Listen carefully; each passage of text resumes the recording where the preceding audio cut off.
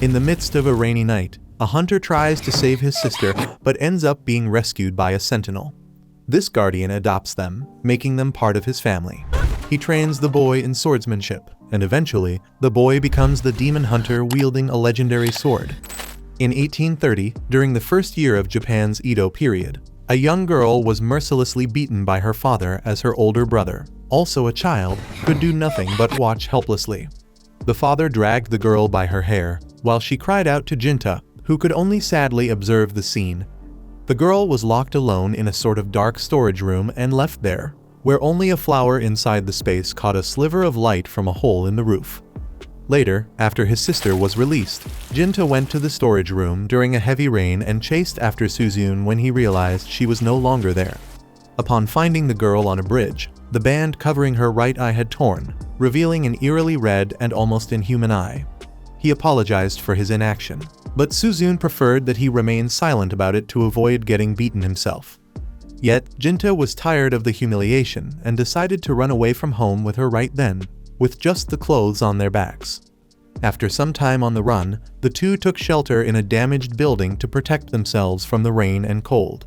The older brother was constantly concerned about his younger sister's health and displayed great kindness at all times, while Suzune stayed strong despite the circumstances. Suddenly, at a moment when the boy was almost asleep, a man reached out to them and invited them to stay with him. Jinta awoke the next morning to find himself being carried by the man, who seemed kind-hearted. Suzune appeared happy and recovered from the beating, and upon seeing the boy awake, the adult also helped him to start walking. After a walk, the siblings were led to a small village that, according to the man, was built to house blacksmiths who used large bellows to forge katanas. They arrived at the man's house, where his daughter greeted him joyfully. Jinta firmly held Suzune's hand until the man's daughter asked who they were. The father replied that they were children in need of a home, so they would live with them from that day and become part of the family. Hearing this, his daughter ran to her new friends and introduced herself politely as Shiryuki. Jinta immediately responded with his name, while Suzune took a few seconds due to shyness. From their first interaction, Shiryuki was eager to befriend the two, and her kindness seemed like something from another world to the siblings, who were unsure how to react to such generosity. That night, as the adult cleaned his katana, Jinta couldn't sleep and, watching the scene, decided to ask if Madoharu was a samurai. The man explained that he was a sentinel, whose role was to keep important things and people safe. As he listened, Jinta noticed the gleam and sound of the blade. At dawn, as Suzune continued to sleep, Shiryuki left the house with a bucket in hand. Meanwhile, Jinta seemed to be practicing with an improvised sword by the sounds of it. Later, the girl took the siblings to a river for a bath, where Suzune met a new friend her age who jumped into the water with her, hand in hand. Despite everything these children had endured at the hands of their father, they both strived to live in the moment and seemed increasingly comfortable with the new reality that had fallen into their laps. By late afternoon, the new girl joked that Shiryuki always ate dango all the time and that it would be nice to have some vegetables for a change, but the friend couldn't help it since Chidos's mother always made the best dango. Speaking of which, the woman called her daughter at that moment, so the child said goodbye to her friends and ran to hug her mother and tell her about the great day she had with her classmates. With this image in mind, Jinta asked about Shiryuki's mother, Yokazi. From what he learned, it was Yokazi who had obtained the permission for him and his sister to live in Kadono village, but Jinta had never met this woman, as she only lived in the shrine. About this, the girl explained that it was because her mother was the village Itsukiheim, which is another name for fire god's Miko. Only the village chief and Shiryuki's father, who was the sentinel of the mother, were allowed to see the Itsukiheim. According to the laws of this place, the Itsukiheim could not interact with ordinary people, as this could infect her sacred powers. Indeed, it had been years since Shiryuki had seen her mother. Regrettably, she then called her friends to resume their walk. 2 years later, in 1833, Jinta was training with a sword alongside Madoharu one morning. Despite the smile on his face, the man did not go easy on the boy, knocking him down to show that there was still much to improve, as only practice leads to perfection. Jinta knew this, but he felt as if he hadn't progressed at all, which was the source of his frustration. Hearing this, Madoharu placed his hand on the boy's head and taught him that nothing is forever. Even if you feel the same, believe that you are changing little by little. So the man assured that the boy would become stronger over time. With that, Madoharu ended the training and left to attend to other matters. Then his daughter ran with his katana to hand it to her father. After that, Shiryuki also patted the boy's head to say it was a pity he had lost. But Jinta asked her to cut out the jokes. Shiryuki replied that she just wanted to be a proper older sister, but the boy reminded her that he was older than her, so she argued that she took things more seriously around there, meaning she was the more mature one of the gang. Suddenly, Suzune appeared, wiping her eye after waking up, and for some reason, Jinta was completely embarrassed. Shiryuki seemed to understand the reason. However, she let it go with a smile and called the boy to have coffee with his sister. In the following scene, Jinta is at a sort of meeting years after many events have unfolded. A woman claims that his demon hunting skills have proven impeccable, though he simply believes he is fulfilling his duty as the village sentinel. The mysterious woman inquires about the kind of demon he encountered this time, and Jinta reveals that the creature used a human disguise to enter Kodono unnoticed. This news causes great concern among those present, and one comments that this probably occurred after what happened to the village princess, considering that demons live about 1,000 years, but according to legend, eating the fresh flesh of a miko can make these monsters immortal. Another man points out that there's no evidence this legend is true, but the first reminds him that the previous Itsukihime, Yokazi, was indeed devoured by a demon, and they only managed to end that monster after Madoharu sacrificed his own life. Regarding this, the mysterious woman believes the demons are after Yarai, the sacred sword passed down to the Itsukihime of the village each generation, and the man agrees, considering that Yarai was forged using Kodono's finest techniques and remains flawless even after a century, which undoubtedly attracts the demon's covetousness. Nevertheless, Kiyomasa, the son of the man speaking, believes no one should worry about this. After all, the Itsukihime has 2 sentinels protecting her, even though one of them is a braggart who thinks he's Musashi just because he has a little sword. Obviously, the young man glares at Jinta after this quip, but the veiled woman reminds them that this shrine is no place for baseless squabbles, especially since Kiyomasa himself is a sentinel of the Itsukihime. Thus, Kiyomasa's father declares the meeting over, and everyone departs, but Jinta stays put. Alone with the man, the princess dispenses with formalities and unabashedly reveals her face, as she hates having to act this way every time she meets this old friend. Thus, Jinta calls the woman by her name, Shiryuki. More relaxed, she sits in front of the young man and promises to try not to depend so much on him anymore. But Jinta doesn't understand why, since a sentinel's role is precisely to keep the Itsukihime safe. Grateful and blushing, Shiryuki mentions that Suzune is around today, and invites Jinta to see for himself.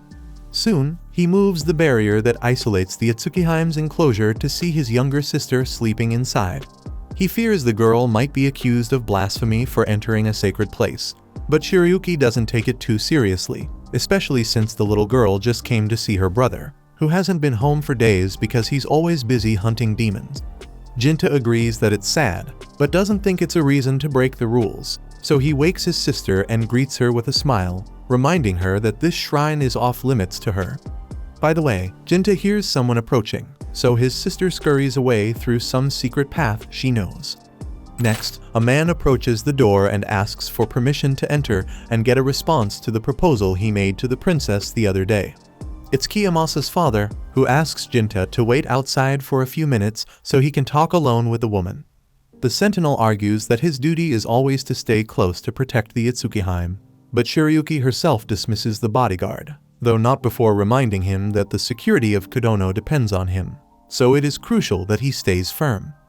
In the next scene, for a brief moment, we go back years to when they were children at a funeral. On the night of that sad day, Shiryuki told Jinta that she would become the Itsukihime, that she loves this village for which her mother gave her life, and that the right thing to do is to maintain the village's strength, although that means she will no longer be able to see Jinta. Hearing this, Jinta promises to find a way to reach his friend again when this happens, and although he doesn't have what it takes yet, one day he will get there by following in Madoharu's footsteps and becoming able to defeat any demon to become the sentinel and be by Shiryuki's side once more. The girl sheds tears upon hearing this, and they hold hands in a tender gesture. Remembering these moments, Jinta leaves the sanctuary and lets the woman stay with that man. Meanwhile, two demons watch from afar as Suzyun, and the female creature has no doubt that this little girl looks exactly like the one seen before. Later, the two siblings return home. Suzyun sees Jinta idle and asks if he took the day off to relax, and he explains that he was dismissed from the sanctuary until the end of the afternoon. Overjoyed, the little girl runs to hug her brother, cherishing his presence after so long, and her eye bandage falls off, but she fixes it immediately. Observing this moment of peace, Jinta realizes that he has indeed found happiness, and Suzyun shares that all she needs to be happy is to be by her brother's side. In the midst of this, Shiryuki shows up at home brazenly, causing Jinta to lock up once more since the princess is in the middle of the village.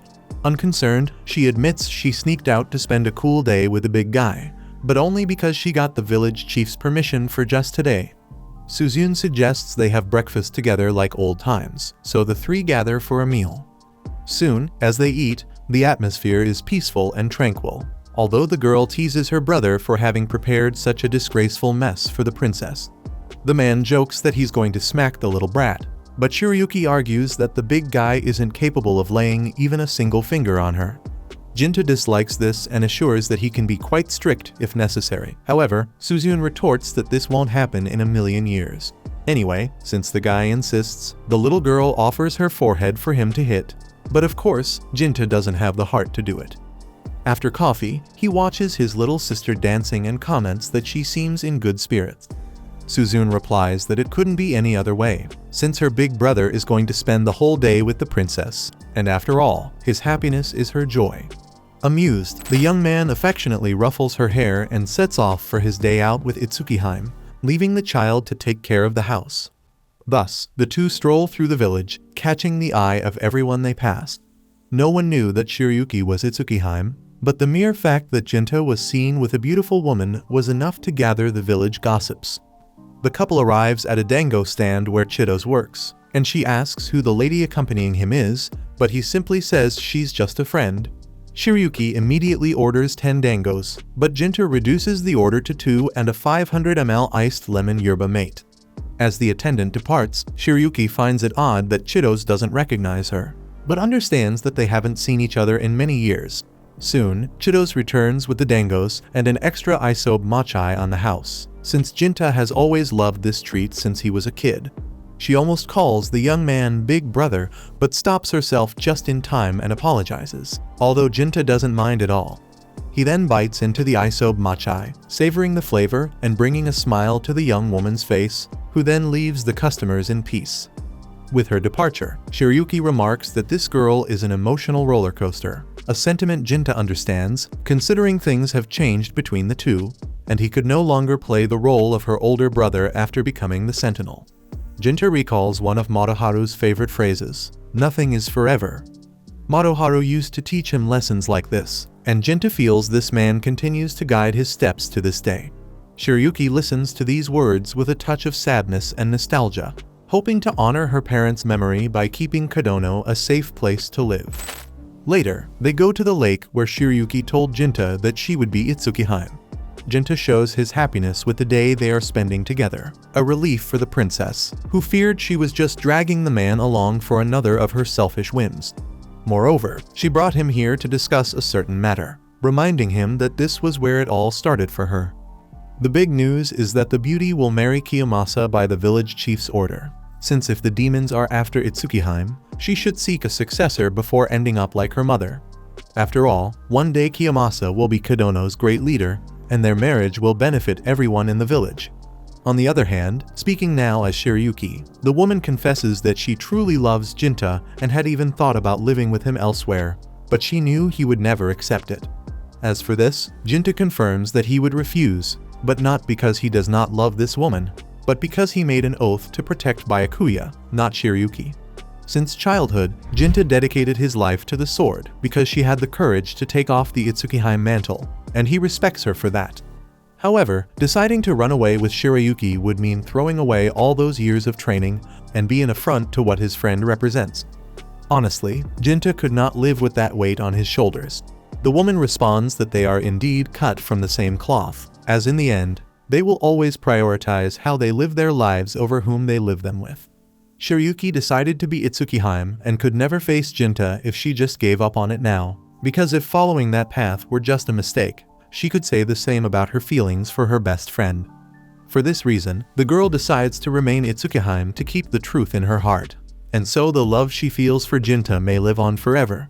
For his part, Jinta will forever be the Miko's sentinel. Meanwhile, Suzune nervously bites her nails as night approaches. After their brief meeting, the couple resumes their routine. In a meeting at the shrine in the late afternoon, Shiryuki notes that 2 demons have been seen in the Forbidden Forest. Considering this, Kiyomasa must stay to protect Kodono, while Jinta will head to the forest and fulfill his duty as sentinel. As the meeting ends, Kiyomasa calls out to Jinta once, but when he doesn't respond, he grabs the man violently to ask what's going through his head after finding out he's going to marry Byakuya. Jinta cynically responds that he is merely satisfied with the princess's happiness and the harmony of the village. However, Kiyomasa knows well that his rival loves his future wife, but Jinta maintains his stance and does not reveal his true feelings, stripping the force from their argument.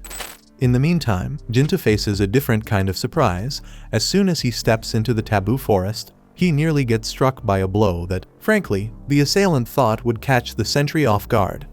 The Japanese man thought the demon would have company, but the monster informs him that his partner is dealing with a problem in Kodono. With that, Jinta engages in hand-to-hand combat and lands a hit on the target's shoulder with his katana, but the tough skin withstands the strike without being pierced. Moreover, although he dodges the counterattack, the sentry's face is slashed by a rebound. Still standing, the human swings his leg to vie for space shoulder to shoulder with the demon, and this maneuver opens up the necessary gap for him to forcefully strike the enemy's arm. This time, the creature's tough skin is not enough, and its limb is severed after relentless insistence from the attacker. Obviously, the demon has another arm, so it uses it to try to strike the opponent, who escapes with some difficulty. With blood flowing like a waterfall from the lost limb, the diabolical beast picks up its fallen arm from the ground and acknowledges that this will be as fun as he imagined. By the way, he comments that demons can live a century, while humans only live a fraction of that. Yet, humans can cheat the prison of time by passing their dreams and techniques onto future generations, which is truly fascinating.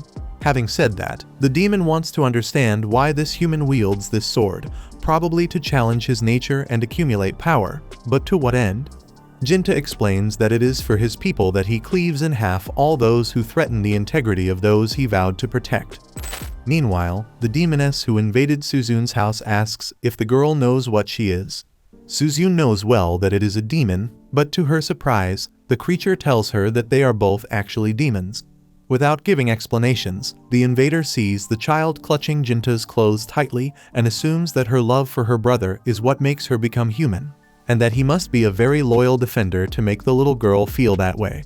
Curiously, Suzune is filled with joy and approaches the demoness to confirm that Jinta is everything to her in this world. Then, the creature kneels to tell her that someone wants to hurt her brother, and that it would be important for Suzune to use her powers to help her in this. Suzune asks what powers these are, and the demoness explains that the child just needs to follow her. After all, demons never lie, so there is no need to worry. Nothing will hurt the little girl. Even so, the girl refuses the proposal, because even though this thing swears not to hurt her, it can still hurt her brother. So, the demoness touches the human's forehead to make her change her mind. This movement provokes a vision in Suzune's mind, and she begins to see Shiryuki and Kiyomasa in a very intimate moment. The scene disgusts the child along with the pressure exerted by this black magic, while the demoness explains that she is capable of sharing the future with others. However, as the child did not believe what she saw, the adult asks her to come and see for herself. Then, finally, Suzune reaches out to the invader. At this point, although Jinta had landed a good blow on the enemy, he does not maintain an advantage in the contest, and the game seems to have turned in favor of his opponent. During a brief pause in the conflict, it is the man's turn to inquire why the demon threatens humans. The monster explains that his race exists to fulfill a purpose, and his purpose is in this place. As much as he wants to do something different from this, it is simply impossible, as one cannot fight against one's own nature. Therefore, Jinta states that he will show no mercy, which the demon believes is the wisest choice. After all, It would not be smart to keep alive an entity capable of devouring other demons to strengthen its muscles to absurd levels. Having said that, the right arm of the monster triples in size, and a mere punch from that powerful limb is capable of tearing off the human's arm. Despite the tragedy, Jinta tries to keep the course of the blow, but the demon bites his blade and breaks it in half. At that moment, fear takes over the man's gaze, but by impulse, he grabs the broken blade in the air and drives it into the chest of his rival, toppling that giant once and for all. With no strength to get up, he states that, despite everything, he fulfilled his destiny, as his companion has the gift of clairvoyance, and she saw 170 years into the future, when a malevolent deity that governs the demons will arrive in Kodono. That is how they discovered that the most promising being of their species lives right in this village. And that is the reason why the defeated demon arrived in this place. At that moment, Jinta realizes that the monster is talking about his sister. But this was just another painful surprise at that instant. In a low blow, the demon uses his severed arm to grab the opponent, while recalling what Jinta said about wielding his sword to protect those he loves. Taking that into account, he wants to know what happens when one of these people no longer deserves that protection. In that case, who will the sentinel cleave in half? Meanwhile, Kiyomasa takes advantage of the moment of tranquility to enjoy time with his future wife, although she is concerned about Jinta in the taboo forest. That said, the man throws in her face that his wife must be worried if Jinta could hear that she is making love with him. Hearing this, Shiryuki remembers when the love of her life said, hand in hand with her, that he would follow the footsteps of Maruharu. With this vision in her head, she cries, but tells her husband that she chose this path for the safety of Kodono. Having said that, she removes her Itsukiheim attire and approaches Kiyomasa slowly, he who backs away thinking his wife acts crazy at times. Still, Shiryuki holds the man's face to kiss him. It was at that moment that the demoness personally proved to Suzune that she was telling the truth, as she was there with the child just to show her that. In the meantime, Jinta gets up from the ground repeating to himself that he is not dead. Looking around, the demon had disappeared, so the man rushes towards home to save his sister. From there, as he spots the village from afar, Kodono was in flames, but this does not stop the sentinel. Suzune questions the princess about what she saw, as she believed Shiryuki loved her brother. While the girl complained that she always did everything to help her friend stay with Jinta, scenes of her brother running through the city emerge. Suzune admits that seeing Shiryuki with another man is the last straw, and the princess acknowledges that the child has always deeply loved her brother to the extent of stunting her own physical and mental growth, all to remain his little sister. In any case, Itsukiheim regrets, but the truth is there's only one person she can become at this moment to maintain the legacy of Kodono, especially since this is the only way to reciprocate Jinta's feelings for her. For her part, Suzune cannot believe those words at all and highlights that Shiryuki took away everything she always wanted, throwing it all away for a bunch of strangers.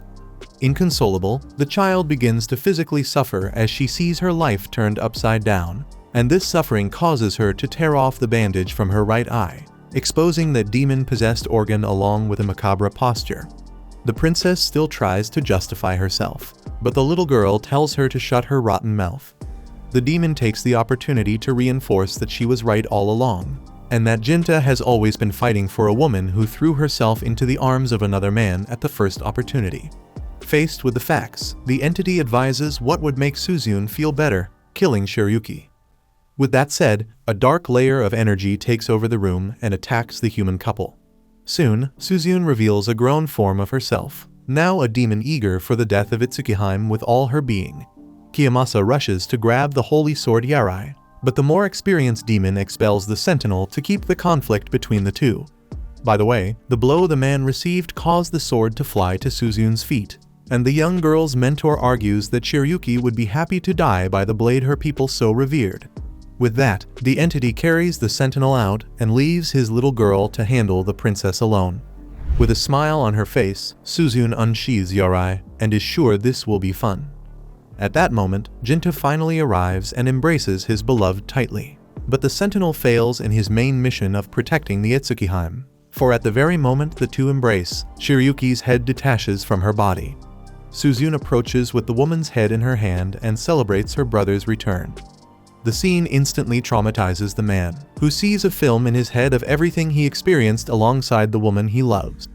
At the same time, his dear little sister repeatedly stabs Shiryuki's body while laughing. Overcome with hatred and extreme confusion, the sentinel tries to hit Suzune with his sword, but without success.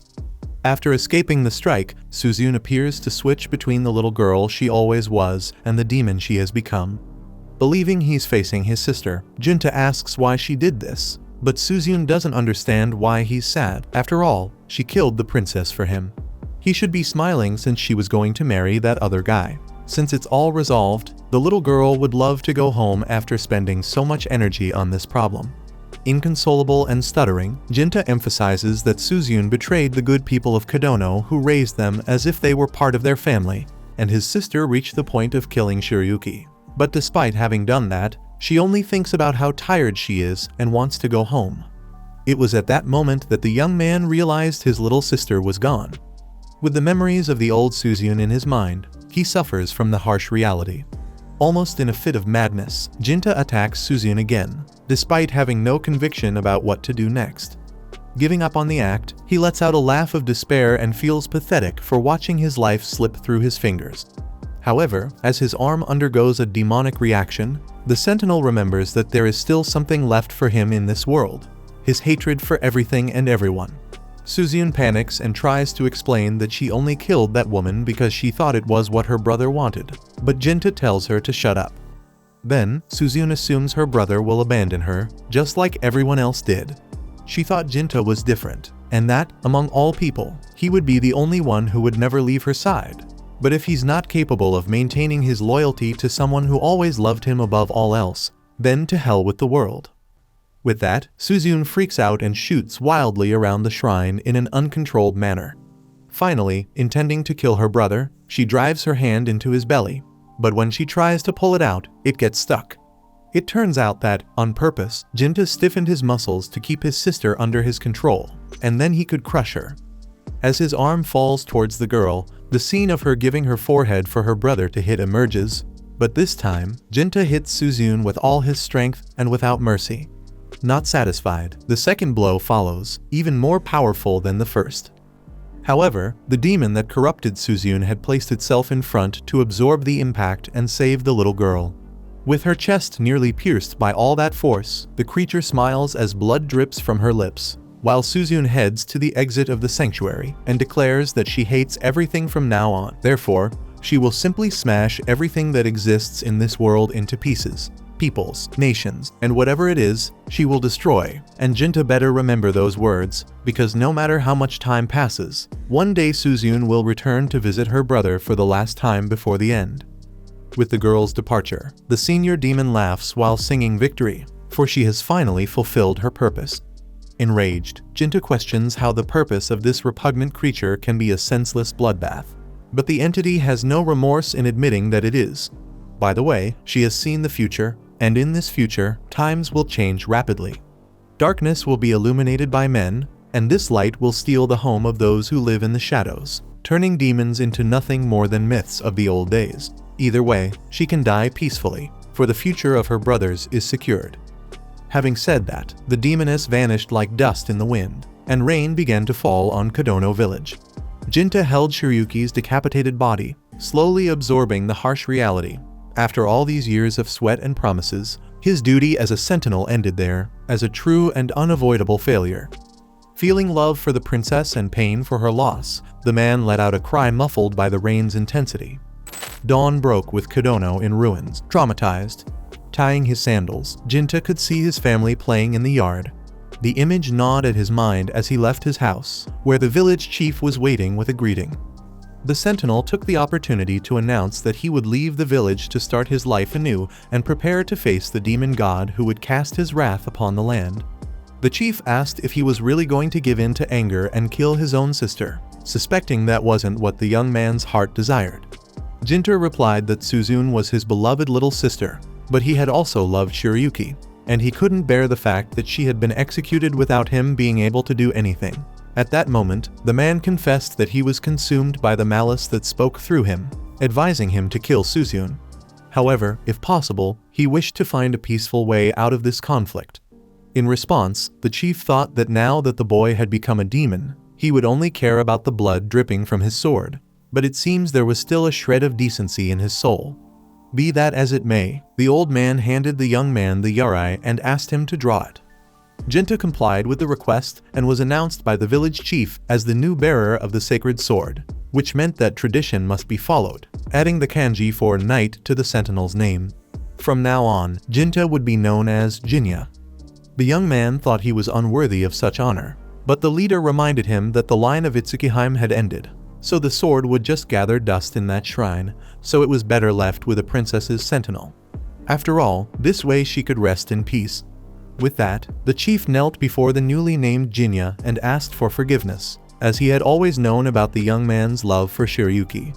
But at the same time, he also knew that Kiyomasa loved her. Although he had said that their marriage was for the good of Kadono, the truth was that he had arranged the marriage to see his son happy. Thus, despite the harsh words he had heard, Jinya consoled the village leader. At the farewell, the chief said that if the sentinel intended to revisit Kadono many moons from now, the least he could do to make amends was to erect a shrine in honor of the new Jinya. This sacred place would be called Jinta Shrine, and although people and their towns do not last as long as demons, there are things we can do in our short lives that surpass the test of time. Soon, before the warrior departed for good, Chitos appeared to say that in her eyes, Jinta was still the same person he had always been. With that, Jinta promised to return soon and asked the girl to save some isobe mochi for him when that time came. On his way to his new journey, he shielded his eyes from the sun that burned them and finally discovered why demons seemed so content to fulfill their purposes. Without revealing his discovery, he reflected that 170 years seemed like quite a long time. He then reached the miko of another shrine. Thinking to herself, the woman pondered that she had never thought events from such a distant past had anything to do with her, but it seemed that the tears on this man's face were directly linked to the reason why she was there at that moment. Soon, this woman would learn about the long journey he had lived over the last 170 years. Next, we move to the year 1850 in the city of Sugaya, where a young lady says good morning to a man named Zenji, who compliments her beauty on such a pleasant morning. Another fellow then remarks on the boldness of the chap for flirting with the girl in broad daylight. Always in good spirits, Zenji takes it in stride and returns to his work at the Sugaya shop. Inside, he apologizes to the boss for being late, the boss who stands before Jinta. Although Zenji doesn't know who it is, the boss asks him to fill Jinta in on the details. Ever charming, the young man introduces himself as an employee of the Sugaya store, and the sentinel introduces himself as Kinya. Kinya shares that Juyuzu has talked about an adopted daughter he dearly loves and fears that his life might be threatened by a demon that needs to be defeated. Zenji finds it odd that the boss hasn't mentioned anything more specific, so he lays it out for the warrior. Kinya will be hired as the bodyguard for Natsu, Juyuzu's daughter, who will soon turn 13. According to the girl, she claims to have seen a demon outside her window saying, "Return my daughter to me." Naturally, they assume the demon wants to kidnap the girl, believing her to be his daughter. Speaking of the girl, she bursts into the room furious with Zenji, as if he's been spouting nonsense about her to strangers. Seeing that the girl is threatening to tell her father, the employee begs for forgiveness. While Natsu complains that the bodyguard being hired seems too young, Kinya introduces himself, but the girl cuts the small talk and tells the man to leave, convinced he's just a con artist taking advantage of the situation to make a quick buck. Zenji argues that it was her father who personally selected the warrior, but the little girl isn't interested in that story, hating the idea of having a Ronin as a personal protector. Therefore, her family will not pay a cent for this man's services. As Natsu storms off, Zenji tries to downplay what just happened, but to no avail. At night, the boss's daughter sits on her bed, pensive, until Zenji approaches from the other side of the door, where only his silhouette is visible. Once the stubborn girl has scared off the bodyguard, he decides he will act as the temporary enemy repellent. Clearly appreciating the man's courage and empathy, the girl maintains her defiance and comments that the employee surely thinks she lied about everything. Since Zenji does not deny it, she concludes that even her father doesn't believe her, otherwise, he wouldn't have hired a strange Ronin for her protection. In turn, Zenji asserts that the child is mistaken, as the boss cares deeply for his daughter and does everything to ensure her well-being. Head bowed, Natsu argues that she isn't even her father's real daughter, until suddenly, she hears a demonic and disturbing voice in her mind, commanding the child to be returned. At first, Zenji is confused and tries to understand what's happening. But this time the evil manifestation appears in front of him, leaving no doubt. Immediately, the man tells the girl to stay in her room, while she cracks open the door to see the macabre figure demanding his daughter back. Even though he is paralyzed with fear, Zenji tries to reassure the boss's daughter. But the truth is that the demon will soon reach him, and the outcome will not be pretty. However, Kinya arrives just in time to cut off the creature's right hand before it could touch the young man. Remaining calm, the sentinel asks the beast's name, but without a response, all it wants is its daughter back, and the frustration of not getting what it wants increases its wrath even more.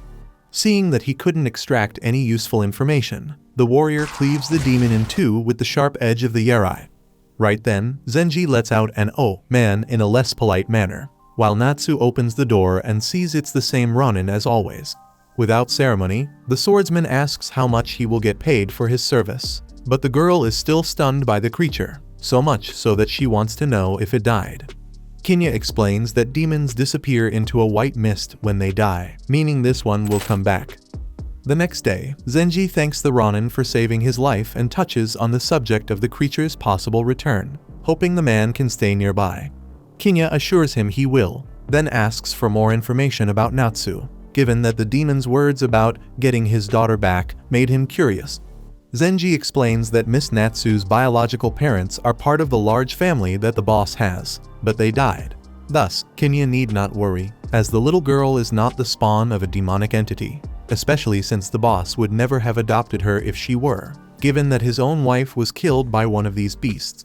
On that day, his son ran away and was never seen again, and the fact that demons ruined his life generates a very deep hatred in Juyuzu for all of them.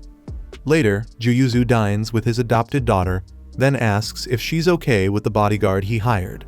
Natsu confirms that she is, although she heard that the man is bad, it doesn't seem like he's one of the bad apples.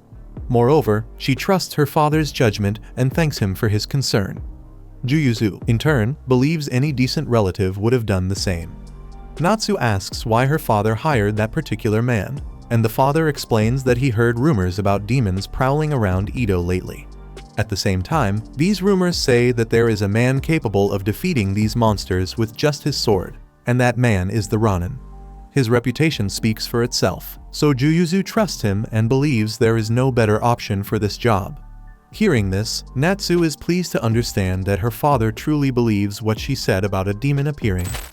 When dawn returns, father and daughter share a moment of affection. The girl mentions that horror stories come in various forms, be it mere accounts, folk tales, and everything else, just like Chimamori, the Ghost of the Willows, the Ogres, and the Legend of the Cow's Head. Of all these stories, none scare Natsu. With that said, she recalls comments from the housemaids about what happened to their employer. They pity him because he lost his wife to a demon, and another demon even kidnapped his son. Despite this, the boss still believes the boy will return, which is why he adopted a girl instead of a boy. That night, Natsu reflects that the most terrifying thing in life is always the unembellished truth. With this in mind, she opens the door to the room where Zenji and Kinya are seated, keeping watch. She asks what Zenji is doing there, and he jokingly replies that he hopes to have a chance to make his name shine and make up for yesterday's blunder. Since the girl seems unfazed by this, he concludes that she won't forgive him anytime soon. But Natsu assures him she will, as long as the young man takes her to a really cool place. Regarding this, Zenji promises that this is a mission he can accomplish. Amused, Natsu asks for the Ronin's name and starts calling him Kinya as soon as she learns it.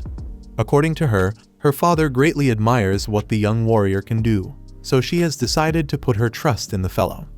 Kinya comments that the child cares a lot about what her father thinks, and she explains that it's obvious since he gave her a new life. With that, the Ronin assures her that the father also cares deeply for his daughter, and he ends up bringing up the subject of Juyuzu's lost son, but Natsu immediately cuts off the conversation, shouting that she knows nothing about the other child who ran away. Kinya apologizes for bringing up the subject, while Natsu questions if it is possible for a human to have a baby with a demon. Kinya affirms that it is, making the little girl consider that she really belongs to that demon.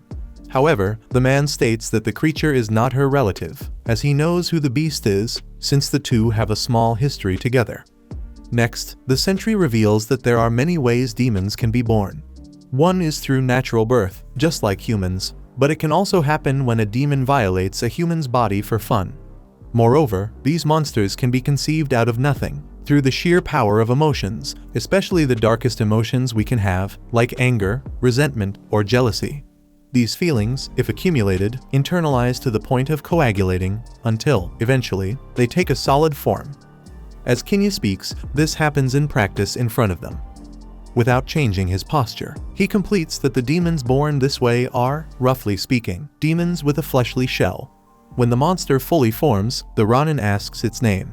However, since it only insists on stealing Natsu, the bodyguard immobilizes the opponent and presumes that it is not smart enough to answer the question. Thus, Kinya asks if Natsu wants him to kill the demon, because if that doesn't happen, it will certainly come back. After all, it was the child's emotions that gave birth to this thing. As a response to Natsu's desire, the desire to cause a big enough uproar so that her beloved father would focus all his attention on her. Considering that the girl wanted to be treated as the man's true daughter, and now a demon acting as if it were her father or mother, which is very convenient. Hearing this, Natsu covers her ears and tells the Ronin to stop talking, but inside she understands why this demon is so horrible and dreadful. Furthermore, Kinya reveals that killing this demon may not be enough to get rid of it completely, and that only with Natsu dealing with these feelings can this happen. Desperate, the child asks how she can do this, then the sentry explains that it's simple. Natsu must just tell him to kill the enemy. In this, the girl ponders that she closed her eyes to the things she didn't want to see, thus hiding her vulnerability, and all this for the longing to be loved. However, she didn't believe that her father really loved her, which made her think that she could only draw his attention if a demon came claiming she was his daughter. Natsu's heart filled with these negative feelings, and it became real, as if the demon were her. Therefore, the one who needs to be killed is herself. Zenji makes it clear that this is the greatest nonsense, for even though the monster was created from her feelings, that's not the most important part, because he knows well how the father and his daughter love each other above all else. The problem is that neither of them is good with words, so Natsu should strive to open her heart sincerely. Thus, as tears stream down the child's face, she orders Kinya to kill the creature. Soon, as the warrior unsheathes his sword, the girl assures that her old self will be left behind, and that she will no longer accumulate her bad feelings for fear of facing the truth. Without any difficulty, the Ronin pierces the target with a Yarai and ends the duel. Done this, just as he had said it would happen, the white mist envelops the demon's body and takes it away in the form of particles mixed with the air, towards non-existence. After the conflict, Natsu can sleep relaxed, while the bodyguard watches the remains of the enemy until he sees that indeed it seems to be resurging. If it had been created really by the child's feelings, the monster would have died definitively when she changed her heart. Given the situation, he remembers that there is another woman in Sugaya who has the potential to be a demon, since Zenji had said that Juyuzu's wife was killed by one of these entities. The reason this beast keeps repeating, "Give me back my daughter," is not just because of Natsu, but is the lament of another person mixed into it. During this interlude, the monster reverts to its original form and repeats the usual words.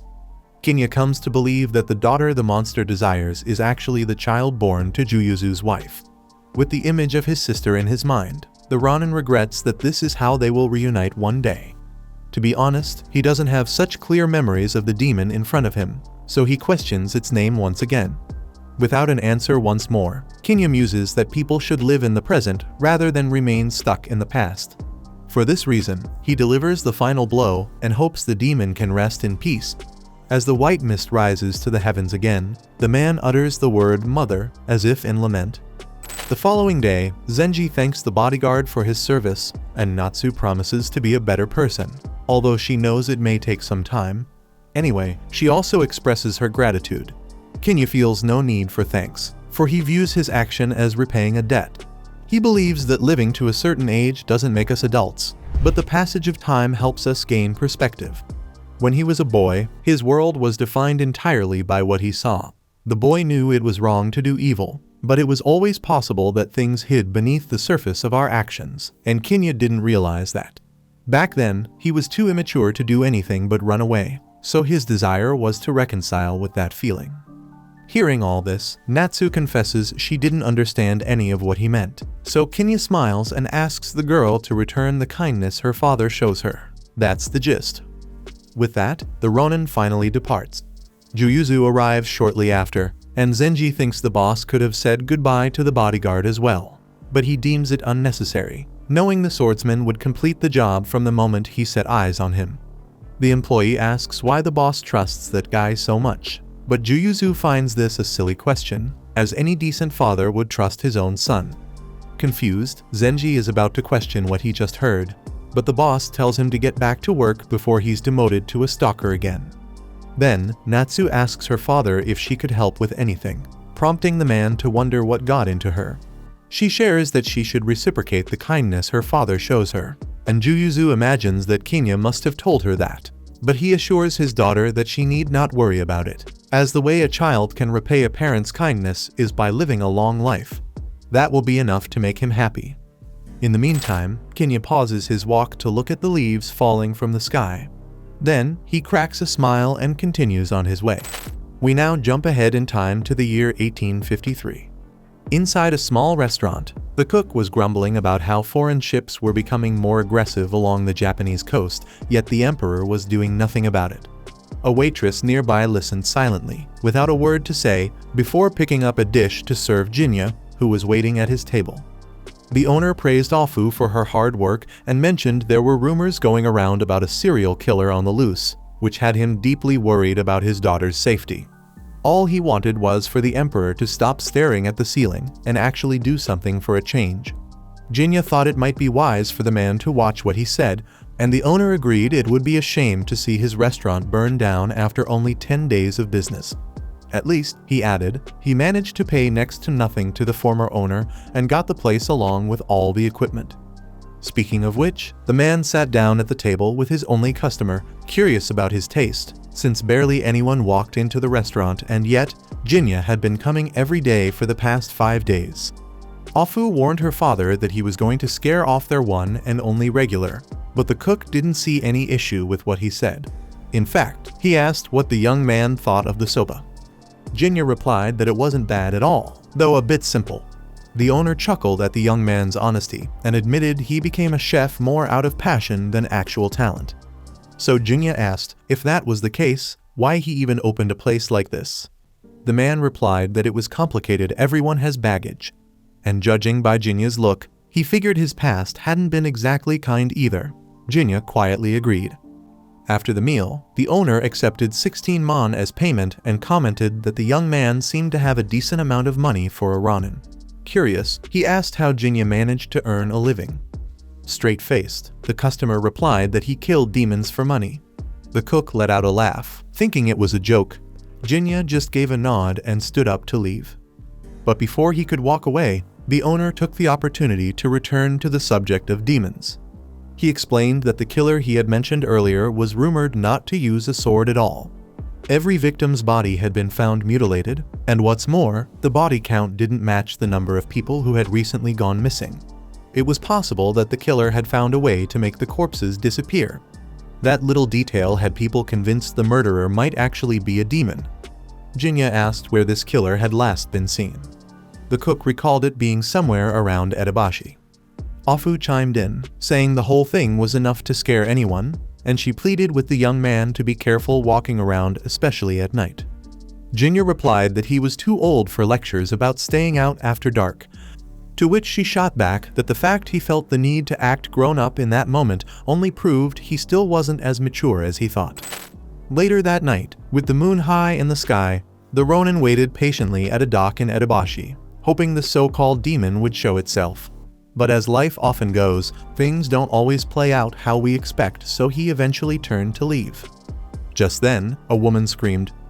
Jinya rushed in the direction of the sound and arrived at Shinebashi Bridge, only to be met with a grotesque scene. 3 dead men lying in the dark. He turned his head from side to side, scanning for the culprit, but the area was empty. He crouched beside the bodies, examining how they'd been killed. What struck him first was that all 3 victims were men, yet the scream he heard had clearly been a woman's. Without warning, a cut slashed across his abdomen, but there was no one there. Then, invisible footsteps raced toward him. Jinya braced just in time, blocking a strike from an unseen attacker. He was then hit again, this time with a deeper cut across his back. The invisible enemy backed off. Jinya, bloodied but still standing, muttered that the demon had quite an interesting ability. Fortunately for him, there were no survivors because now, taking on his own demonic form, Jinya didn't need to hold back. The enemy lunged again. But this time, stepping in the blood on the ground gave away his position. Jinya seized the opportunity, snapping his own blade in half mid-motion to land a devastating katana strike. Gravely wounded, the demon dropped his invisibility and begged the man to wait. Jinya introduced himself and demanded the demon's name before delivering the final blow. The creature called himself Mosuk. Jinya raised his monstrous arm, ready to end it. But Mosuk raised both hands in surrender and swore he had no intention of fighting. In fact, Mosuk had mistaken Jinya for the serial killer. The rumors said the killer was a demon, and so, following the scent of his own kind, Mosuk had been drawn straight to him. Jinya asked why a demon would be hunting another murderer. Before answering, Mosuk suggested they find a better place to talk, preferably somewhere out of sight. He led Jinya to a hidden home and, shifting into a human form, began to explain.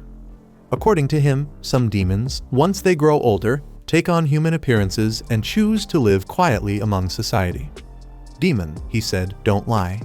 But they do hide the truth, something humans like Jinya are guilty of as well. Mosuk offered him a cheap drink, assuring it wasn't poisoned. Jinya replied that poison wouldn't be enough to kill him anyway, then took a sip from the mug. Trying to start things off on the right foot, Mosuk described himself as just a poor peasant living in an alleyway. Jinya added that he was also a demon who could erase his presence even if he wasn't particularly strong.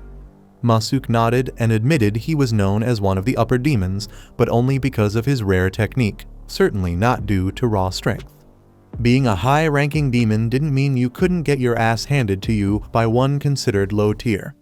Be that as it may, Jinya decides to believe that Mosuk isn't the serial killer. He just can't understand why the man didn't kill him outright if he truly thought the Ronin was the culprit. Mosuk explains that his hatred for the real murderer runs deep. Everyone knows about the disappearances caused by that monster. Speaking of which, Jinya mentions hearing a woman scream at the scene, even though he never saw her. That's when Mosuk says the killer only kills men on the spot, he kidnaps the women. He knows because his own wife, Hatsu, was taken by that monster. She was a kind-hearted woman who, even knowing her husband was a demon, never stopped loving him. But she vanished without a trace a month ago, and 10 days later, her body was found near the Kanda River. The wounds made it clear she'd been horribly violated. Hatsu didn't deserve that. She was warm, got along with everyone, she even managed to love a demon like Mosuk. He never wore human skin because he admired humans, he did it just to be able to love her back. And yet, in the end, all that remained was the hatred for the monster who took her life in such a cruel and twisted way. That's why Mosuk wants to take revenge with his own hands. With that said, Mosuk asks Jinya to stay out of it. That criminal will fall by his sword. Even so, Jinya refuses to walk away. Killing demons is what he does for a living. Realizing Jinya won't back down, the host suggests they split up and look for the killer in different parts of the city while staying in touch and sharing whatever they find. Either way, he hopes Jinya will have the decency to let him be the one to finish it. Jinya then asks if revenge is really what Mosuk wants, not because he doubts his intentions, but because whether the killer is human or demon, it won't change the burden Mosuk will carry for the rest of his life. Mosuk simply responds with something demons are known for. They don't lie, not even to each other. With that, the two begin working together on the investigation without wasting a moment. Day after day, they go out in search of answers, anything to lead them to the one responsible for the disappearances and murders. Despite all their efforts, as time passes, they still haven't learned a single thing about the killer. After one long, exhausting night of searching, they call it a day and return to Mosuk's home. Between sips of booze, the host asks why Jinya hunts his own kind. Jinya says it's basically for the money. There aren't many humans left in the country who don't hate demons and wouldn't pay good money to have them killed. Mosuk knows this guy doesn't do anything without a good reason. He'd never judge Jinya's intentions, especially while drinking with the man's dirty money. That said, something unusual happens. Jinya, or rather, the former Jinta, actually laughs at the joke. Mosuk then asks if there's another reason behind it all. The Ronin explains he's doing it to gain power because he's made it his life's mission to stop a certain demon. Mosuk asks if by stop he means kill. Jinya says he used to be human, but watching the woman he loved be murdered by a demon, that was what turned him into one. Ever since then, killing demons that threaten humans has felt like second nature. Still, Jinya doesn't answer the question directly, so Mosuk pushes again. Does he really intend to kill that monster? Suddenly, Jinya's mind flashes back to the day he spent at the shrine with his sister. He says he won't decide what to do until the day their paths cross again. But whatever happens, he'll need power. After opening up, Jinya turns the question around: what will Mosuk do once he avenges his wife? The answer is blunt: nothing.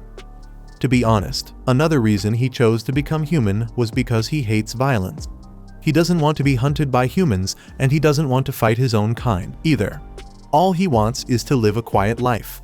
And since he can't do that alongside his wife, he hopes he can at least find peace in accepting that this journey is now a solo one, even if Hatsu never leaves his mind.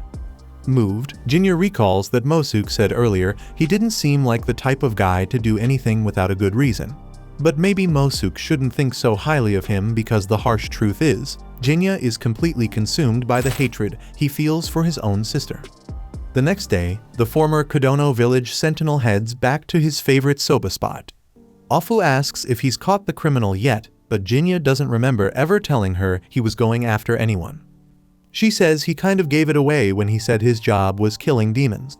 Caught off guard, he admits he hasn't had much luck lately. The cook jokes that times are tough for everyone these days. Changing the subject, Jinya says that a kind waitress like Afu should have a line of customers out the door. It's just too bad everyone in Edo seems to be short on time and money these days. Her father jumps in and asks if Jinya really thinks she's talented. He says 8 out of 10 people would probably say the same. Proud, the father likes what he hears and even tries to push the swordsman toward his daughter, saying she's never had a real relationship in her life. But the girl quickly speaks up. She says that one day she'll leave the nest when she's ready, but for now, she just wants to be her father's daughter. She apologizes if that made things awkward, but Jinya brushes it off. In fact, he thinks her father's a good man. Since they're on the topic, she asks gently, not wanting to intrude, if Jinya thinks the same about his father. The swordsman explains that he has a little sister named Suzyun, and their father used to beat her constantly, saying she wasn't part of the family. So one day, Jinya took Suzyun and ran far from home. They were just kids at the time. Afu asks if he hates his father. He says no. To be honest, he understands how his father felt, except for one thing. Things don't always turn out the way we wish. Just before nightfall, the two investigators met up to exchange updates. But so far, the mission had been a total failure. Not a single clue had surfaced to even begin sniffing out the criminal. Suddenly, Mosuk spotted something and pointed in that direction. Jinya noticed that Afu was out on the street at that hour, tending to some plants, so he explained to his partner that she was just an acquaintance from the restaurant he often went to. Actually, Jinya decided to go talk to the woman. Afu commented on how beautiful the moon looked and asked if he was alone. That's when Jinya realized Mosuk was no longer beside him. Right then, Mosuk whispered into his ear, saying he had made himself invisible. He didn't want to interrupt the boy escorting the girl home. After all, no one wanted her to fall into the kidnapper's hands. Jinya pretended nothing was out of the ordinary and asked Afu what she was doing out on the street at that time of night. She said she came out to see the cherry blossoms. The man thought he was standing in front of a willow tree, but she gently corrected him. The flower she held in her hand, she explained, was called the snow willow. As the layers of blossoms opened up, they would fall gently, almost like snow on a willow in winter. That's where the name came from. But it wasn't a real willow, it belonged to the cherry blossom family.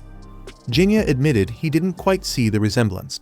Cherry blossoms that imitate a willow, but aren't really willows, even though they look like one, and maybe, in the end, they're neither. In a strange way, the Ronin felt sorry for the flower. Still, Afu found it beautiful. Maybe it wasn't one or the other, but even so, it produced lovely flowers that had to count for something. She didn't know how the snow willow felt about itself, but she believed it didn't see itself as something empty or sorrowful. Otherwise, why would it bother to bloom every single year? And that's why, she said, the flower didn't need Jinia's pity. No matter how we try to classify that plant, when spring comes, it will always continue to blossom, year after year, with new and beautiful flowers. Jinya chuckled and said, "So that's the flowers ninja style," making the girl laugh. In the end, he offered to walk her home, saying her father was probably getting worried. Check out these videos appearing on your screen and subscribe so you don't miss the next part.